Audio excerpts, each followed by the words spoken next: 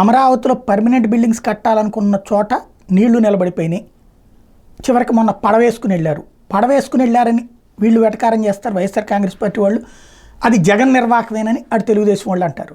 అసలు విషయం ఏంటి అంటే ఇవాళ కాదు, ఆనాడే చెప్పారు చంద్రబాబు గారు. అది లో లయింగ్ ఏరియా కాకుండా ఉండాలంటే దానికి ఎత్తు పెంచుతాం అంటే ఇప్పుడు ఉన్నటువంటి దానికంటే ఎత్తు పెంచడం ఖచ్చితంగా అది ఇప్పుడు చేయాల్సినటువంటి అవసరం ఉంది. యాక్చువల్గా దీనికి ఒక అంచనా ఆ రోజుల్లో వేసింది ఏంటంటే 112 కోట్ల క్యూబిక్ మీటర్ల గ్రావెల్ కావాలి.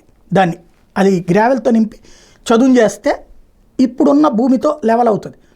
ఇంకా అంతకంటే ఎక్కువ తీసుకొస్తే అప్పుడు ఊరు కంటే కూడా కొంచెం అప్ అవుతుంది.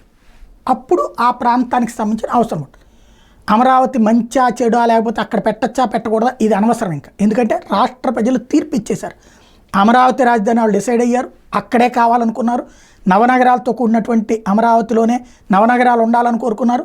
అది హైదరాబాదు బెంగళూరు లాగా పోటీ పడాలనుకున్నారు.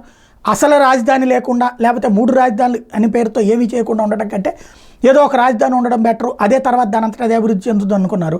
అట్లాంటి సందర్భంలో వెటకారాలు విమర్శలు అనవసరం.